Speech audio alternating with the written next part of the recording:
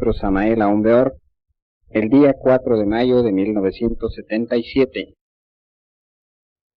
Vamos a hablar hoy un poco sobre el sentimiento de sí mismo. Vale la pena que reflexionemos sobre esta cuestión del sentimiento de sí mismo.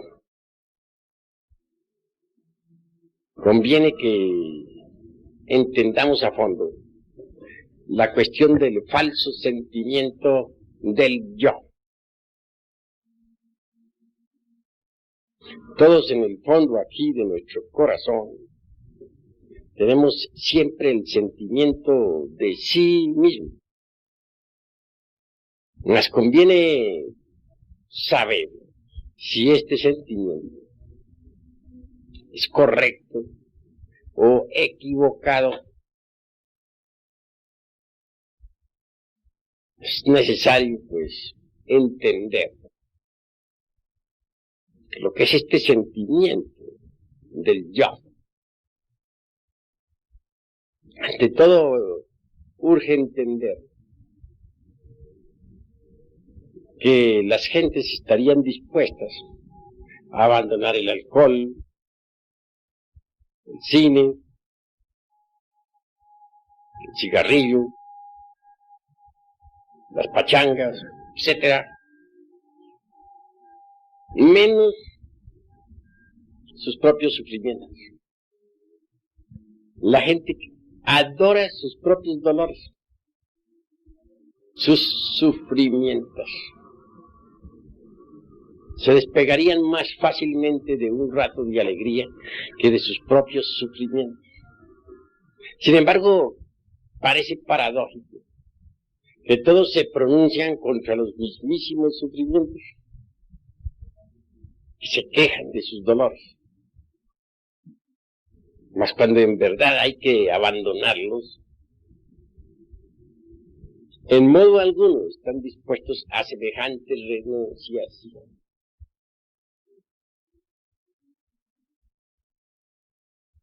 Ciertamente, tenemos una serie de fotografías vivientes de sí mismos. Fotografías de cuando teníamos 18 años, fotografías de cuando éramos muchachos, fotografías de cuando éramos hombres de 21 años, fotografías de cuando teníamos 28 o 30, etcétera, etcétera, etcétera. A cada una de esas fotografías psicológicas le corresponde toda una serie de sufrimientos. Eso es ostensible. Y gozamos examinando tales fotografías. Y nos deleitamos en narrar a los demás los sufrimientos de cada edad,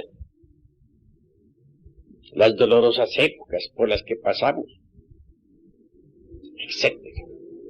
Hay un gusto bastante exótico, bohemio, dijéramos, cuando narramos a otros nuestros dolores, cuando les decimos que somos gentes de experiencia, cuando les contamos las aventuras de muchachos, la forma como tuvimos que trabajar para ganarnos el pan de cada día,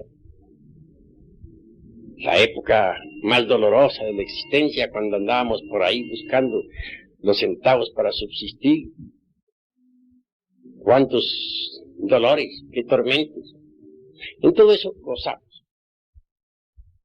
Cuando estamos haciendo ese tipo de narraciones, somos verdaderamente bohemios, entusiastas.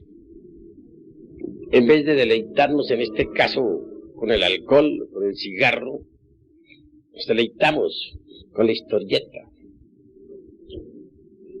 con la novela, con lo que nos pasó, con lo que dijimos, con lo que nos dijeron, con la forma en que vivimos, etcétera, etcétera. Es una especie de bohemia bastante exótica, que nos gusta. En modo alguno parece que estamos dispuestos a abandonar nuestros propios sufrimientos. Ellos son, pues, el narcótico que a todos gusta. el deleite que a todos agrada. Y mientras más accidentada una vida parece que nos sentimos más exóticos, más bohemios con nuestros dolores. Cosa absurda, por cierto. Pero observen ustedes que a cada situación corresponde un sentimiento del yo, del mí mismo. Sentimos que somos, sentimos que existimos. En este momento están ustedes reunidos aquí, escuchándome. Yo estoy hablándoles. Ustedes sienten que sienten. Tienen aquí en el corazón el sentimiento de sí mismos. Y están seguros de que ese sentimiento es correcto. Posiblemente que sí, están seguros de eso. ¿Acaso ese sentimiento que en este momento tienes, el sentimiento de existir, el sentimiento de ser y de vivir, será el verdadero? ¿O será un falso sentimiento? Conviene que seamos un poquito reflexivos en estas cuestiones. Cuando andábamos por ahí, tal vez en las cantinas, o cuando ambulamos por los cabarets, ¿tendríamos sentimiento? Sí, es obvio que lo tendríamos. ¿Y ese sería el correcto? A cada edad corresponde un sentimiento. Porque uno es el sentimiento de uno cuando tiene 18 años y otro el que tiene cuando tiene 25. Otro es el sentimiento de los 30 y otro el de los 35. Y un anciano de 80 años indudablemente tendrá su propio sentimiento. ¿Cuál de ellos será el verdadero? Y es algo muy tremenda esta cuestión del sentimiento de sí mismo. Porque uno siente que siente, uno siente que existe, uno siente que vive, uno siente que es, uno siente que siente. Tiene corazón y siente. Y dice yo. Pero son muchos los yoes. ¿Cuál de los sentimientos será pues el exacto? Reflexionen ustedes un poco en esta cuestión. Piensen. Vale la pena tratar de comprender esta cuestión.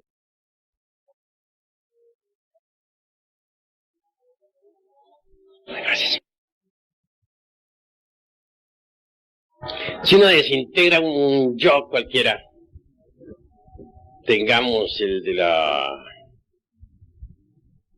del resentimiento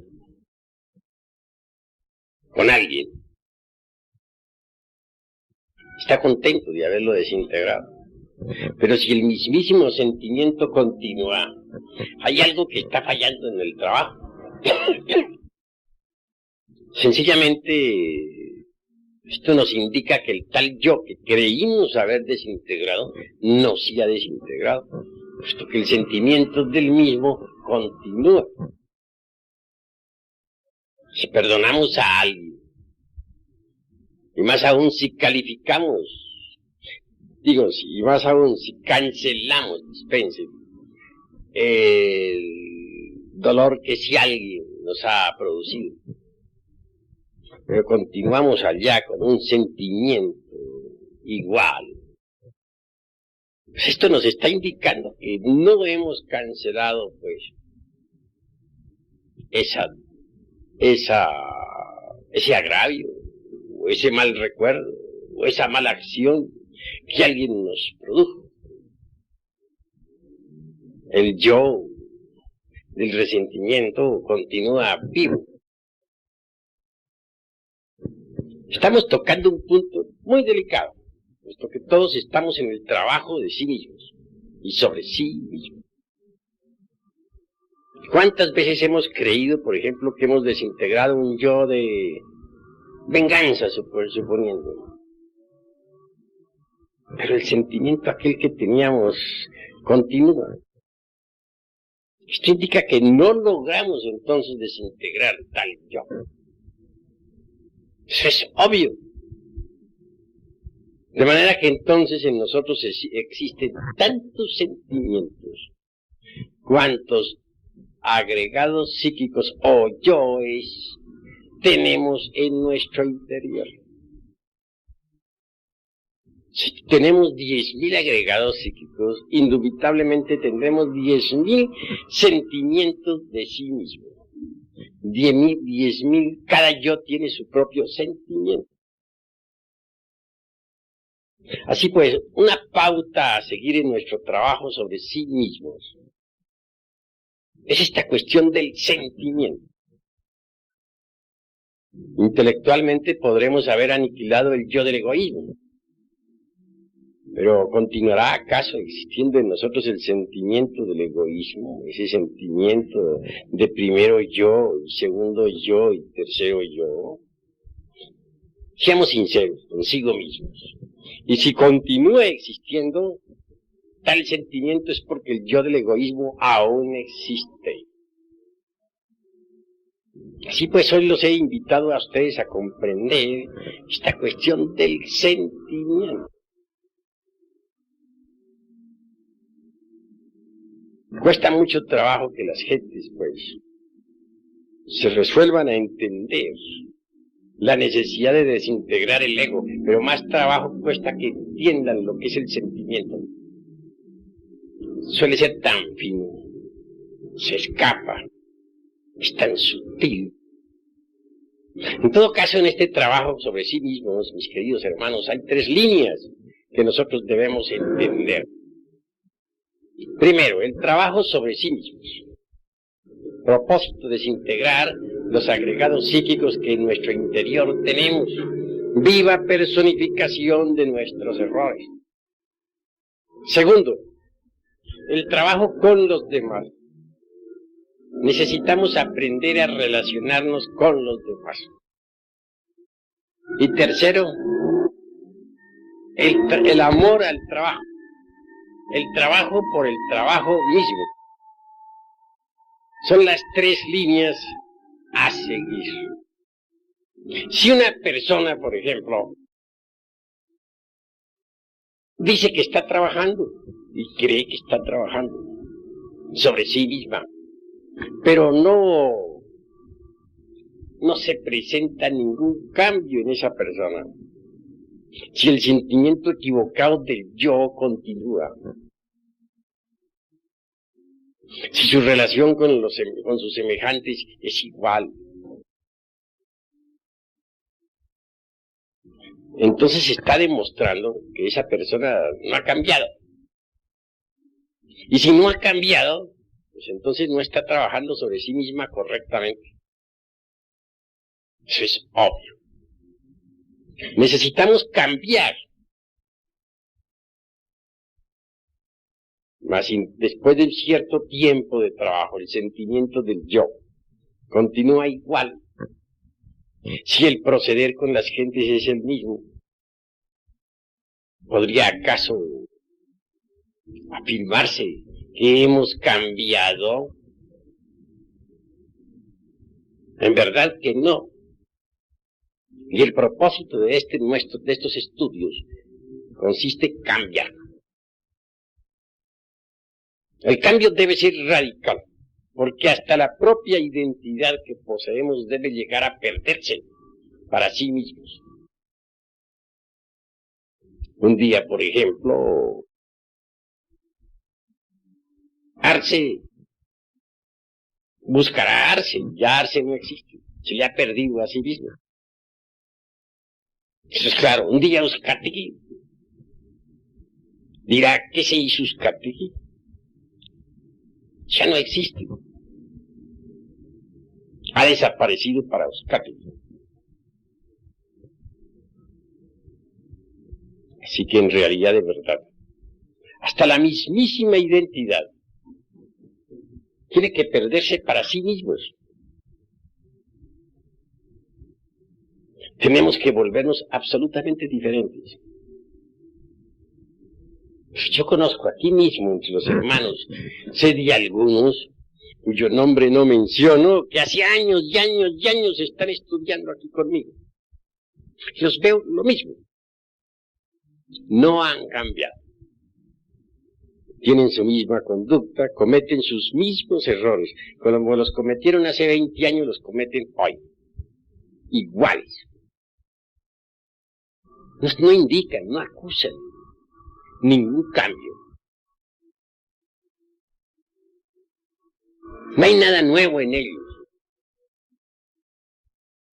¿Cómo son? Como eran hace 20 años. O hace 10, o hace 50. Cambio, ninguno. Entonces, ¿qué están haciendo esas gentes? ¿Qué hacen aquí? Pues están perdiendo el tiempo miserablemente, ¿verdad? Porque el objeto de nuestros estudios es cambiar psicológicamente, convertirnos en seres diferentes. Pero si continuamos siendo lo mismo, si XX fulano es el mismo que era hace 10 años, pues entonces no ha cambiado ni está haciendo nada, está perdiendo su tiempo. Eso es obvio. Los invito a todos ustedes a esta reflexión. ¿Quieren cambiar o no quieren cambiar? Si van haciendo siempre los mismos, entonces, ¿qué están haciendo? ¿Con qué objeto están aquí reunidos en la tercera cámara? ¿Para qué?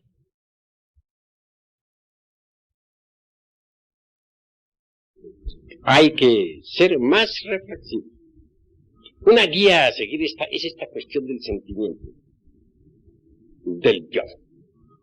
El sentimiento del yo es siempre equivocado, nunca es correcto. Debemos distinguir entre el sentimiento del yo y el sentimiento del ser. El ser es el ser, y la razón de ser del ser es el mismo ser. El sentimiento del ser es siempre correcto. Pero el sentimiento del yo, pues es un sentimiento equivocado, un sentimiento falso. ¿Por qué gozarán los hermanos con sus fotografías? Con las fotografías psicológicas de hace 20, de hace 30, de hace 50 años. ¿Qué les pasa? Cada fotografía psicológica de esas va acompañada de un sentimiento diferente. Sí, el sentimiento del jovencito de 18 años que se emborracha. El sentimiento del muchachito de 20 que anda con la noviecita o por los caminos de la perversidad, etcétera. ¿Cuál de esos será el correcto? ¿El que teníamos cuando éramos muchachos de 18 años o el que tenemos hoy en día a la edad de 50 o de 60 años? ¿Cuál será el verdadero? Pues ninguno de esos sentimientos es verdadero, ninguno de esos es correcto, todos esos son falsos. Falso es cuando se siente uno un hombre de 18 que tiene el mundo por delante y que las noviecitas le sonríen. Falso es el muchachito aquel de los 20 que cree que por su cara bonita va a dominar al mundo. Falso es el del jovenzuelo aquel de los 25 que anda de ventana en ventana. Todo eso es falso. ¿Cuántos de esos sentimientos sería el real? Solo la conciencia nos puede dar un sentimiento real. No olviden ustedes que entre la conciencia y el ser no hay mucho distanciamiento que se diga. Son tres los aspectos de la vida: el ser, el sat, en sánscrito, la conciencia, chit, y la felicidad, ananda. Pero la conciencia real del ser, que no está muy distante del ser en sí mismo, se encuentra enfrascada entre toda esa multiplicidad de agregados psíquicos que personifican a nuestros errores y que en nuestro interior cargamos. Solo ella puede darnos un sentimiento correcto. Pero ese sentimiento sería cruel para los demás. que los demás están enfrascados en falsos sentimentalismos que nada tienen que ver con el verdadero sentimiento del ser. El sentimiento de la conciencia objetiva real es lo que cuenta, es lo importante. Pero para poder tener nosotros ese sentimiento verdadero de la conciencia real y objetiva, necesitamos antes que todo desintegrar los agregados psíquicos. A medida que vayamos desintegrando los diversos agregados, viva personificación de nuestros defectos, la voz de la conciencia se irá haciendo cada vez más fuerte. El sentimiento del ser, es decir, de la conciencia, irá sintiéndose cada vez más y más en forma intensiva. Y a medida que vayamos sintiendo con la conciencia, nos daremos cuenta de que, el falso sentimiento del yo nos conduce al error. Mas esto es sumamente fino, sumamente delicado. Porque en la vida todos nosotros hemos sufrido demasiado. Eso es obvio. También hemos marchado por el camino del error. Eso es patético. Y en todos los aspectos de nuestra vida, en cada proceso, en cada instante, hemos sentido aquí en el corazón algo que se llama sentimiento. Ese algo lo hemos siempre considerado como la voz de nuestra conciencia. Lo hemos considerado como el sentimiento de sí, como el sentimiento real al cual hemos obedecido, como el único que puede conducirnos por el camino recto, etc. Mas desgraciadamente hemos estado equivocados, mis queridos hermanos. Como prueba de nuestra equivocación es que más tarde hemos tenido otro sentimiento completamente diferente, totalmente distinto. Y mucho más tarde otro sentimiento más distinto. Entonces, ¿cuál de los tres era el verdadero?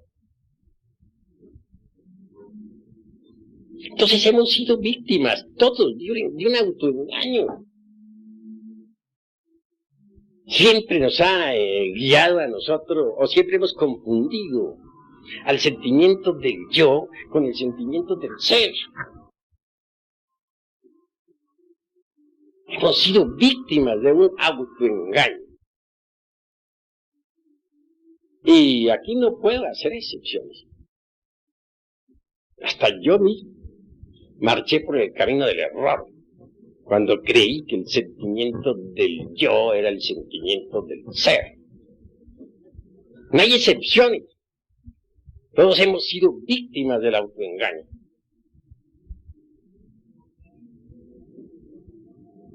Llegar a sentir de verdad, llegar a tener el sentimiento preciso, es algo tremendo. Ese sentimiento preciso, es el de la conciencia superlativa del ser. En todo caso, nosotros debemos marchar por el camino de la aristocracia de la inteligencia y de la nobleza del espíritu. A medida que avancemos por esa senda tan difícil del autoconocimiento y de la autoobservación de sí mismos de momento en momento, iremos también aprendiendo a sentir correctamente. Iremos aprendiendo a conocer el sentimiento auténtico de la conciencia superlativa del ser.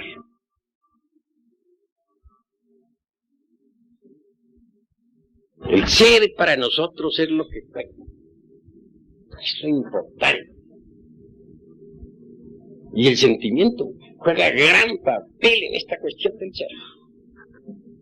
Pero muy hondo papel. ¿Cuántas veces creímos que andábamos bien por el camino de la vida, guiados por el sentimiento vivo de una auténtica realidad? Y sucedió que entonces andábamos peor que antes, que nos guiaba un falso sentimiento, el del yo. Hay personas que no son capaces de despegarse del falso sentimiento del yo, jamás. Tienen una serie de fotografías sobre sí mismas que no abandonarían por nada de la vida, ni por todos los tesoros del mundo. Gozan con sus dolores, y renunciar a ellos sería peor que la muerte misma. Las gentes viven quejándose y gozan en las quejas, y nunca abandonarían sus dolores. Es terrible esto que les estoy diciendo, doloroso, pero es la verdad. Por un falso sentimiento del yo podemos perder toda la existencia íntegra. Porque si pasan los 20 años y los 30 y los 40 y los 50 y los 60 y llegamos a los 80, si acaso llegamos, porque muchos mueren antes de los 80, por ese mismo falso concepto, falso sentimiento del yo, para ser más claro. Y ese falso sentimiento que tenemos del yo nos embotella completamente en el ego. Y al fin morimos sin haber dado ni un paso adelante. Por lo común las gentes, al enfrentarse a la vida, no reciben las experiencias directas en la conciencia. No. Tienen una serie de preconceptos, prejuicios en la mente terribles. Cualquier reto, pues es de inmediato, dijéramos, escudado por algún prejuicio o preconcepto. Todo lo que sucede en la vida llega no directamente a la conciencia. Toda esa multiplicidad de prejuicios que tenemos dentro, toda esa diversidad de sentimientos equivocados y contradictorios, pero nunca la conciencia. Y en consecuencia, pues, permanecemos dormidos toda la vida. Miremos un viejo neurasténico, por ejemplo, de 80 años, rancio, torpe en el pensar, botellado en algún dogma, tiene un sentimiento de sí mismo totalmente equivocado. Cuando algo le llega, no toca su conciencia, todo lo que le llega, llega a su mente. Y esta, como está llena de tantos prejuicios, costumbres, hábitos mecánicos, etcétera, pues reacciona de acuerdo con su propio condicionamiento. Pues reacciona violentamente, cobardemente, etcétera, etcétera, etcétera. Observen ustedes, algún anciano de 80 años, reaccionando. Ya lo conoce uno, siempre da las mismas reacciones. ¿Por qué? Porque todo lo que llega a su mente, pues, no toca nunca su conciencia. Llega a su mente y luego de allí, pues, la mente lo interpreta a su modo. La mente juzga todo como le parece, como está acostumbrada a juzgar, como cree que es verdadero. Y el falso sentimiento del yo respalda la forma equivocada del pensar. Total que quien tiene un falso sentimiento del yo pierde su existencia miserablemente. Que hay que llegar al correcto sentimiento, pero este es el de la conciencia. Nadie podría llegar a tener ese correcto sentimiento si antes no desintegrara los agregados psíquicos. A medida que uno va desintegrando los agregados psíquicos, el correcto sentimiento se va manifestando. Cuando la desintegración es total, también el sentimiento correcto es total. Pero por lo común el sentimiento correcto de sí mismo está en pugna con el sentimiento falso del yo. Es que el sentimiento correcto de la conciencia está más allá de cualquier código de ética, más allá de cualquier código moral establecido por alguna religión etcétera. Por lo común los conceptos morales establecidos por las distintas religiones, pues en el fondo resultan falsos. Como la conciencia humana hoy en día está tan dormida, sucede pues que se han inventado distintos sistemas pedagógicos, sociales, éticos, educativos y morales para que nosotros marchemos por el camino recto. Pero nada de eso sirve para nada. Hay una ética propia de la conciencia. Esta resultaría inmoral para los santurrones de las diversas denominaciones religiosas. Existe un libro de los paramitas en el Tíbet oriental, con una ética que no encajaría jamás dentro de ningún culto, porque es de la conciencia.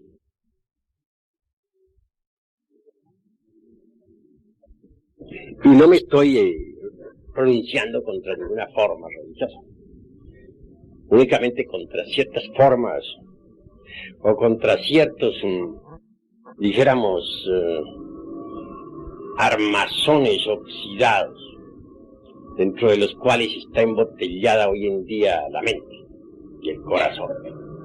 Ciertas estructuras caducas y degeneradas, de falsa moral convencional. Contra eso es que me estoy pronunciando. En estos estudios no se trata de seguir o de vivir de acuerdo con ciertas formas petrificadas de moral. Aquí lo que se debe desarrollar es la capacidad de la comprensión.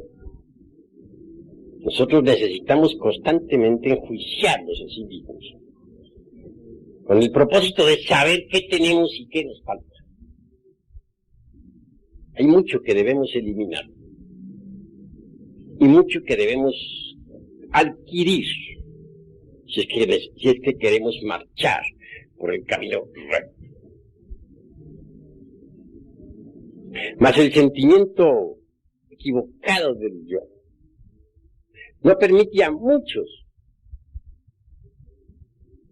avanzar por la difícil senda de la liberación. Siempre se confunde a ese sentimiento equivocado del yo con el sentimiento del ser. Si no abrimos bien los ojos, como se dice, el sentimiento equivocado del yo puede hacernos fracasar a todos en la presente existencia.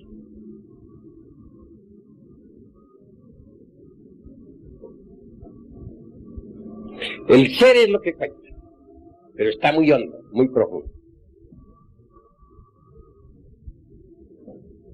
Realmente, el ser en sí mismo es la mónada interior. Recordemos a Leibniz y sus famosas mónadas. La mónada en sí misma es lo que podríamos denominar en hebreo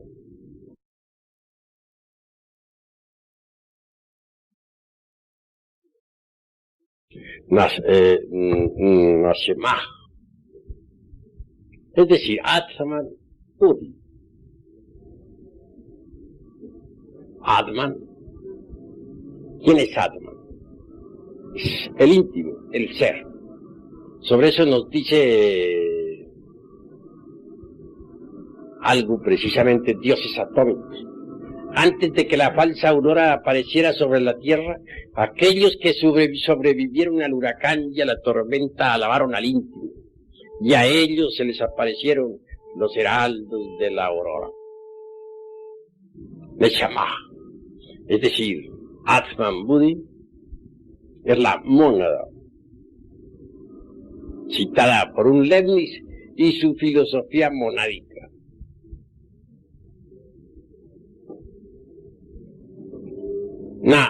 Atman es el íntimo, Buddhi es el alma espiritual, la conciencia superlativa del ser. Los dos integrados constituyen la mónada. Eso es obvio. La mónada a su vez se ha desdoblado en el alma humana. Es el mana superior de los orientalistas. Esa alma humana en principio es germinal completamente, pero de ella por desdoblamiento ha resultado la esencia, que es lo único que los animales intelectuales tienen dentro, encarnado. Esa esencia está enfrascada entre los diversos agregados psíquicos que en nuestro interior llevamos. En hebreo, Nechamah, es precisamente Atman. Atman en su parte inefable. Buddhi es Ruach. Y Atman Buddhi se dice Ruach en general. Nefesh es el alma humana, o alma causal, de donde deriva precisamente la esencia que cada cual tiene en su interior. Esa esencia hay que despertarla, es la parte de conciencia que tenemos dentro. Esa esencia hay que ponerla en actividad. Desgraciadamente está dormida, está metida entre los agregados psíquicos inhumanos que en nuestro interior cargamos. Por desgracia. Es necesario entender, cuando uno trabaja sobre sí mismo, entra por el camino de la revolución de la conciencia. Aspira algún día a recibir los principios anímicos y espirituales, es decir, a convertirse en templo de la mónada interior. Porque es obvio que una esencia desarrollada, desenvuelta, despierta, se integra, se fusiona completamente con el alma humana en el mundo causal. Mucho más tarde viene lo mejor, el desposorio, la integración de esa alma humana con la mónada. Cuando eso sucede, el maestro se ha autorrealizado totalmente. Así que lo que tenemos, que es la esencia, debe ser trabajada. Debemos empezar por desembotellarla, por desenfrascarla. Es una fracción del alma humana en toda criatura. Y hay que despertarla, porque está dormida entre cada uno de los agregados psíquicos que en nuestro interior llevamos. Esa esencia tiene su propio sentimiento correcto. Es diferente, completamente diferente del falso sentimiento del yo. Esa esencia realmente, con su sentimiento, emana de la verdadera alma causal o alma cósmica. Si el sentimiento que la esencia tiene es el mismo que tiene el alma cósmica, el mismo que existe en el alma espíritu, el mismo que existe en el íntimo o Atman. Cuando uno entra por este camino, descubre que se ha metido por la senda de la revolución de la conciencia. La revolución de la conciencia es tremenda, porque trae de hecho aparejada la revolución intelectual y la revolución física. La revolución de la conciencia provoca una serie de revoluciones intelectuales extraordinarias. Y a su vez, como resultado, aparece la revolución física. En la alquimia, por ejemplo, se habla de la reincrudación del cuerpo físico, de la invulnerabilidad y de la mutación. Es obvio que aquel que ha conseguido el despertar total, aquel que ha logrado la iluminación, puede alimentarse con el árbol de la vida. Y de hecho, su cuerpo físico, si así lo quiere, puede volverse invulnerable, mutante. Y eso lo consigue mediante la reincrudación alquimista. Un iluminado sabe muy bien cómo se logra la reincrudación. Así son tres revoluciones en una. La de la conciencia, que trae aparejada la revolución intelectual, y la otra, la revolución física. los grandes adeptos de la conciencia, esos que lograron verdaderamente el despertar, son iluminados. Muchos de ellos son inmortales. Recordemos nosotros a nada menos que Sanat Kumara, el anciano de los días, el fundador del Colegio de Iniciados de la Blanca Hermandad. Trajo su cuerpo físico a la tierra, vino desde Venus. Ese gran maestro, habiendo ya pasado más allá de toda necesidad de vivir en este mundo, se ha quedado en este mundo para ayudar a los que marchan por la rocallosa senda que conduce a la liberación final. Sanat Kumara es alguien que puede sumergirse totalmente entre el océano de la gran luz, pero ha renunciado a toda dicha para quedarse aquí con nosotros. Y está con nosotros. Por amor a nosotros.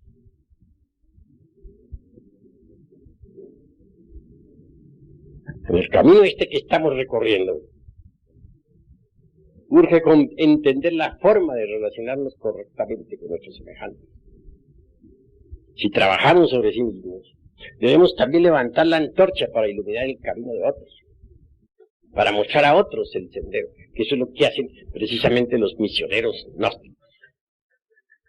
Mostrar a otros la senda de la liberación. En el Oriente se habla claramente de dos clases de seres que marchan por este camino. Los primeros los podemos denominar los Sravakas y los Budas Praitekas.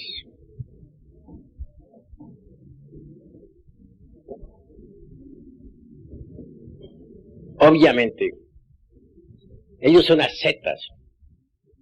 Saben que el falso sentimiento del yo lo conduce a uno al fracaso. ¿Me entienden?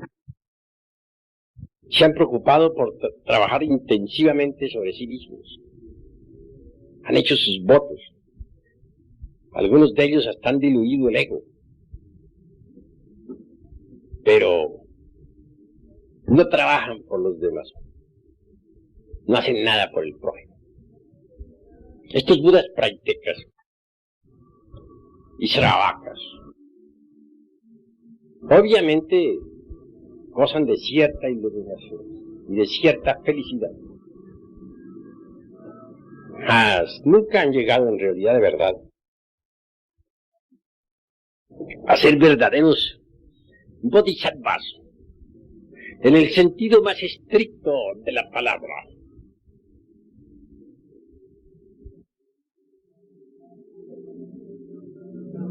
Hay dos clases de bodhisattvas.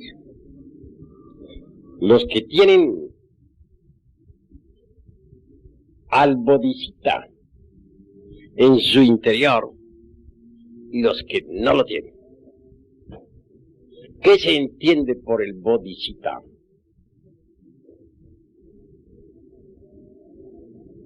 O bodhisattva. Sencillamente,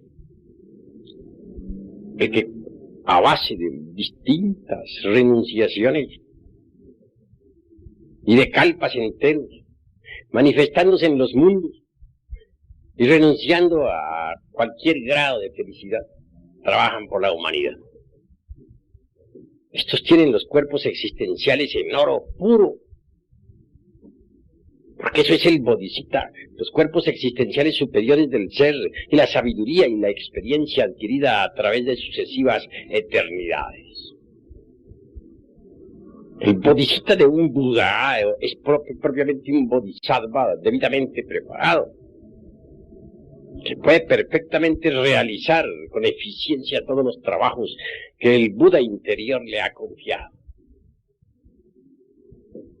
¿Creen ustedes acaso que el bodhisattva, que en realidad de verdad se ha desarrollado, dijéramos, de acuerdo con en el terreno, dijéramos, vivo del bodhisattva,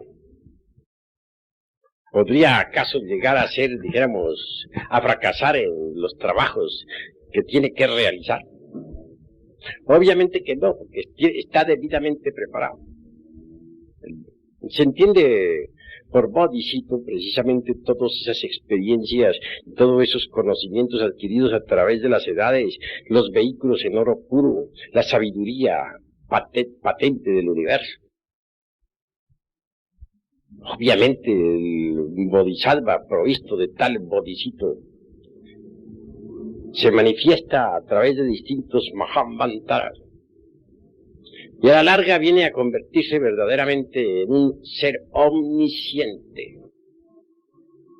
La omnisciencia es algo que hay que conseguir, que hay que lograr, que no se, en modo alguno nos viene de regalo. Es el producto de distintas manifestaciones cósmicas y de incesantes renunciaciones. El bodhisattva que posee pues dentro de sí mismo al bodhisattva, es decir, a todas esas sumas de conocimientos, experiencia y vehículos de oro, etc., jamás se dejaría guiar por un falso sentimiento del yo. Pero este falso sentimiento del yo suele refinarse espantosamente. Hay individuos que han logrado muchos refinamientos espirituales y sin embargo aún son víctimas del falso sentimiento del yo. Entender esto es básico en la gran obra. Es fundamental. Todos tenemos derecho a aspirar a la iluminación, pero tampoco debemos codiciar la iluminación. Antes que codiciarla, debemos nosotros preocuparnos por la desintegración de los agregados psíquicos que en nuestro interior cargamos. Vigilar en forma intensiva ese falso sentimiento del yo. Aniquilarlo, porque puede estancarnos. Puede llevarnos al autoengaño, puede hacernos pensar que vamos muy bien, puede hacernos creer que es la voz de la conciencia, cuando en realidad de verdad es la voz del ego. Quiero que entiendan ustedes claramente que un día ustedes tienen que ir fabricando dentro de sí mismos al bodhisattva. Es decir, elaborando esa experiencia, elaborando ese conocimiento que les va dando el trabajo sobre sí mismos. Con tal conocimiento, con tal experiencia, ustedes no fallarán. A medida que ustedes vayan desintegrando los agregados psíquicos que le dan a ustedes el falso sentimiento del yo, irán alimentándose con el pan de la sabiduría, con el pan transubstancial, venido de lo alto. Porque cada vez que uno desintegra un agregado psíquico, libera un porcentaje de conciencia. Y adquiere, de hecho, una virtud, un conocimiento nuevo, algo extraordinario. A propósito de virtudes, he de decirles que el que no es capaz, por ejemplo, de apreciar las gemas preciosas, tampoco podría saber cuál es el valor de las virtudes. Estas en sí mismo, el valor de estas en sí mismo es precioso. Pero no es posible adquirir virtud alguna si antes no desintegramos el defecto antitético. Por ejemplo, no podríamos adquirir la virtud de la castidad si no desintegramos el defecto de la lujuria. No podríamos adquirir la virtud de la mansedumbre si no eliminamos de sí mismos el defecto del resentimiento. No podríamos adquirir la virtud del altruismo si no eliminamos el defecto del egoísmo. Lo que importa pues es que nosotros vayamos comprendiendo la necesidad de eliminar los defectos. Solo así irán naciendo en nosotros las gemas preciosas de las virtudes. Por caso, el objetivo de esta plática hoy ha sido llamarle la atención sobre el falso sentimiento del yo. Tendrán que ustedes aprender a sentir la conciencia, a tener un correcto sentimiento de la conciencia superlativa del ser. Esa conciencia superlativa emana o deviene originalmente de Atman, el inefable, es decir, del íntimo, del ser.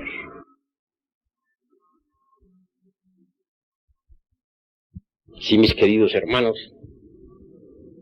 hasta aquí vamos dejando esta plática. Si alguno de ustedes quiere preguntar algo en relación con el tema, bien puede hacerlo con la más entera libertad.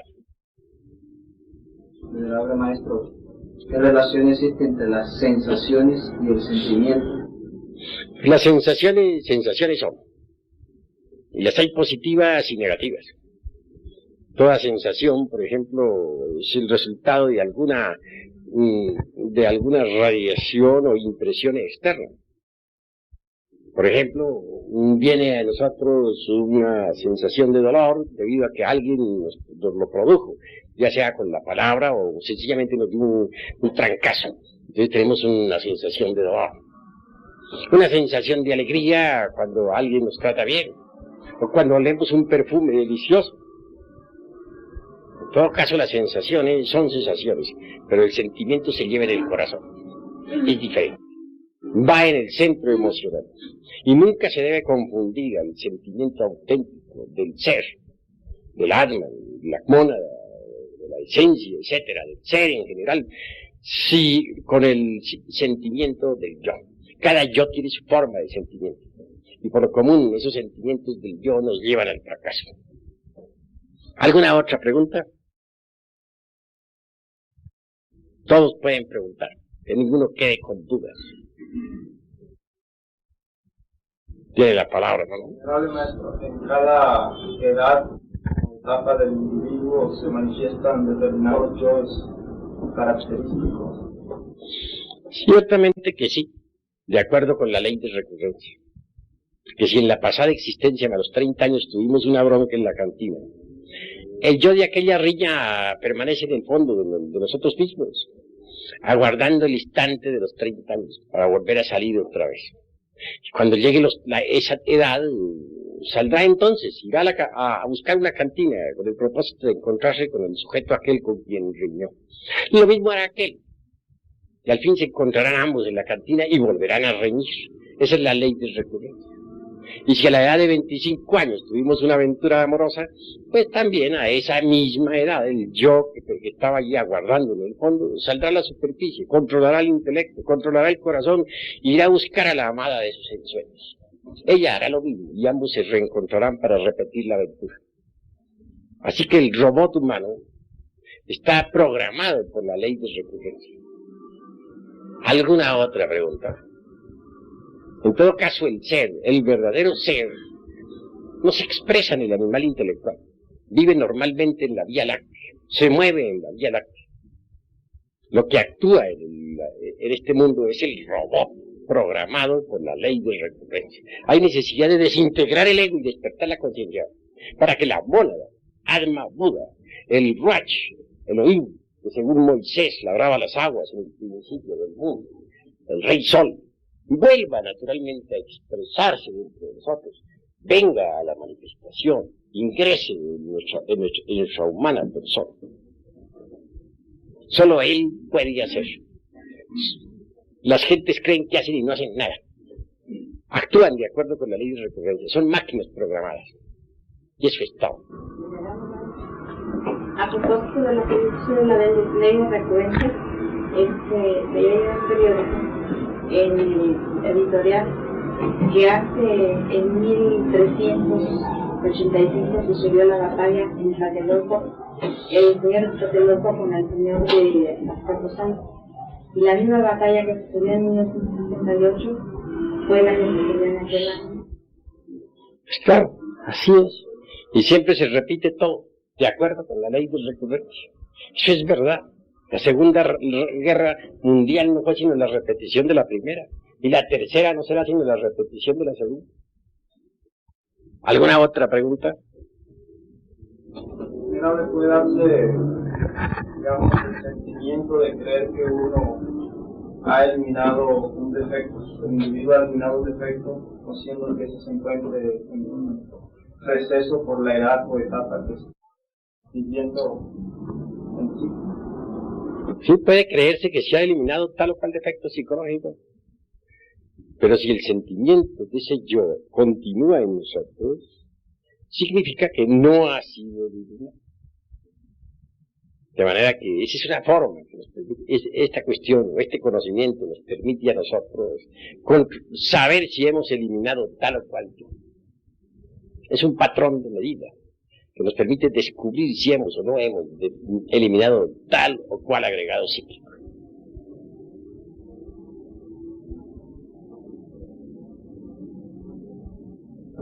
Maestro, ¿cómo podemos explicarnos el caso de que Adonai tenga karma? En ese caso, yo lo tengo considerado un caso como un yo. Bueno, Adonai, el hijo de la luz y de la alegría, no tiene, que yo sepa, no tiene karma. Si demoró en haber eliminado a algún elemento indeseable, pues eso ya pasó. Yo he entendido que su karma eran los recuerdos de algo que no sabemos nosotros. Bueno, pero esa es una conjetura. Tenemos que marchar sobre los hechos. Yo no sé que Adonai tenga karma. Por lo menos no he sido informado sobre eso. Esa es la cruda realidad. Tengo entendido que no tiene karma. Ahora tiene cuerpo físico, vive en Europa. Es un adepto maravilloso. Pertenece al círculo consciente de la humanidad solar que opera sobre los centros superiores del ser. Vive y pasa como un desconocido en Europa, en Francia. ¿Hay alguna otra pregunta? A ver, Marina. Una pregunta y varias interrogaciones. La parte de Sanat Kumará, hay otros de Kumará, también quiero comprender si todo maestro que tenga a Jehová o a Yod-Kebre, al Padre Madre, realiza al Kumará.